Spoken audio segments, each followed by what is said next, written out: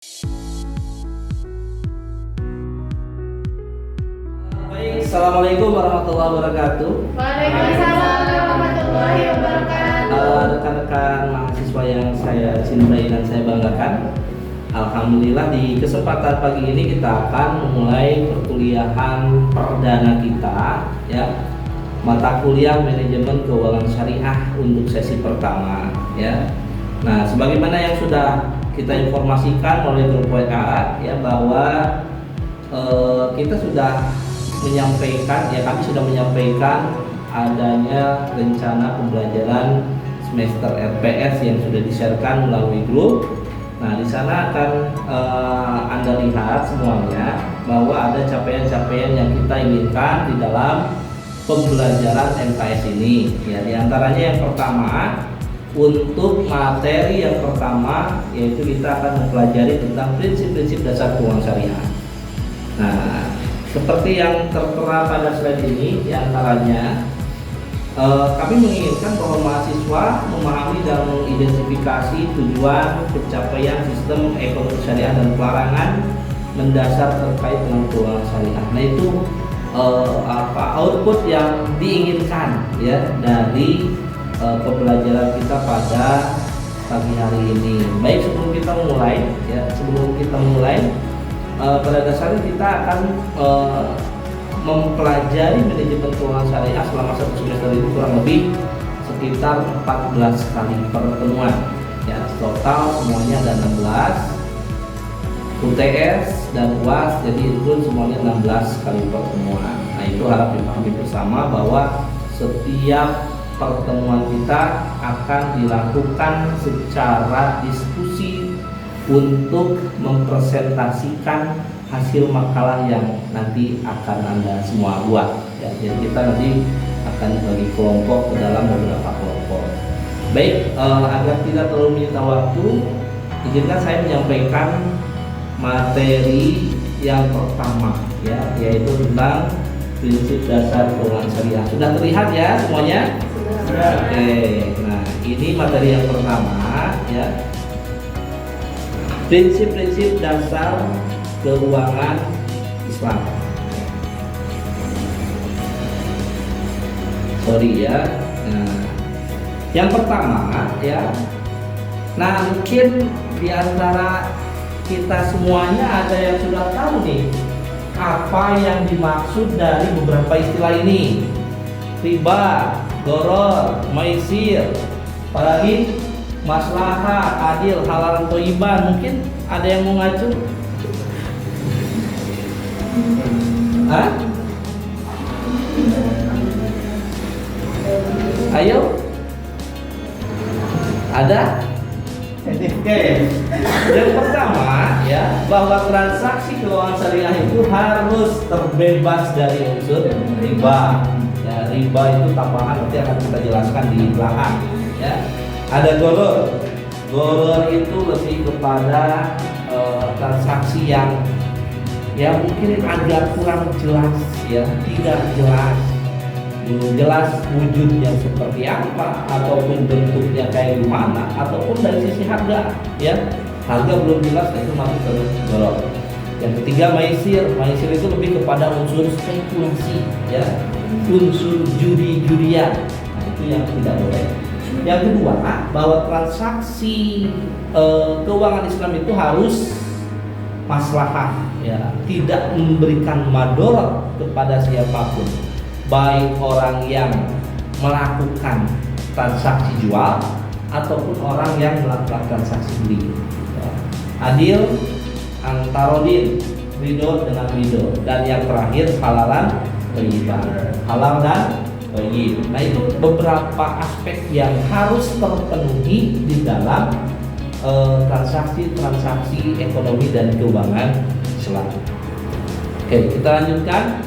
Nah, ada tiga prinsip, ada dua prinsip, ya, yang kita ataupun yang diusung oleh ekonomi keuangan Islam. Yang pertama adalah prinsip keadilan. Keadilan itu adalah untuk mewujudkan cita-cita keadilan sosial ekonomi. Nah, artinya bahwa dalam Islam, ya, ekonomi dan keuangan itu tidak serta-merta memberikan manfaat hanya kepada satu pihak tertentu saja, ya. Jadi semuanya diberikan kesempatan secara seadil dan sebesar-besarnya. Dan ini dinyatakan dalam beberapa ayat yang kita dapatkan. Misalkan yang pertama di surat Al-Hasyr ayat ke-7. Allah menyampaikan, "A'udzubillahi minasyaitonirrajim, kaila yakuna dulatan bainal aghniya'i minkum." Agar harta itu jangan sampai berkumpul atau beredar hanya di dalam beberapa kelompok saja, ya, hanya di kelompok orang-orang kaya saja misalkan. Makanya itulah kenapa ada redistribusi pendapatan, redistribusi kekayaan melalui zakat, infak, sedekah, atau kalau di negara itu melalui pajak misalkan, ya, agar semuanya dapat menikmati, ya. Yang kedua, ya, ada waladina fi amwalihim haqqun ma'lum, dan ada yang pada harta kita itu terdapat hak orang lain, ya. Di ayat yang lain disebutkan bisa ini wal mahrum, ya, bagi orang yang meminta-minta ataupun orang yang tidak meminta-minta. Oke, nah ini keadilan sosial, implikasinya keadilan sosial dan keadilan ekonomi. Secara sosial kemasyarakatan semuanya tidak artinya bahwa semuanya memiliki kesempatan yang sama, ya. Tidak membeda-bedakan ras, suku, agama, atau apalagi keyakinan, budaya dan lain sebagainya, semuanya sama. Yang paling membedakannya itu apa? Kata Allah, inna akramakum indallahi atqakum, ya. Oke, kita langsung aja ya ke slide terakhir kayaknya. Ini hal yang yang menjadi dasar juga, ya, bahwa yang pertama, bahwa dalam ekonomi keuangan Islam itu uang bukan sebagai komoditas, ya. Uang tidak layak untuk diperdagangkan. Makanya kenapa misalkan, ya, kita menemukan banyak sekali praktek-praktek ribawi di masyarakat, ya. Lantaran mereka menjadikan uang itu sebagai alat komoditas, sehingga ketika uang dijadikan alat komoditas, yang berpikir adalah bagaimana uang itu memberikan hasil. Akhirnya muncullah konsep riba, muncullah konsep bunga, gitu kan? Yang jelas-jelas dalam Islam ini sangat-sangat dilarang, ya, atau bahkan diharamkan. Yang kedua, bahwa pertumbuhan uang sejalan dengan sektor real. Nah, ini yang seharusnya, ya. Jadi ketika uang yang beredar di masyarakat itu misalkan sekian triliun rupiah, maka seharusnya itu sejalan, seirama dengan pertumbuhan sektorial di masyarakat. Jadi semakin banyak uang yang beredar, pertumbuhan ekonomi semakin meningkat seharusnya.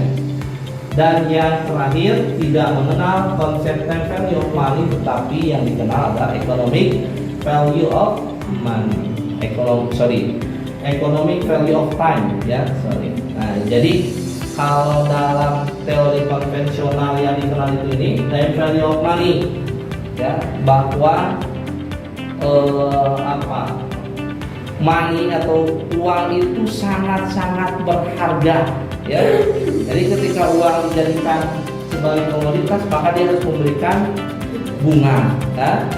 Nah, sedangkan di sini economic value of time, nah, itu lebih kepada memproduktifkan uang secara real, bukan memperjualbelikan uang. Makanya kenapa dalam Islam itu didorong masyarakatnya untuk berusaha, membuka lapangan usaha.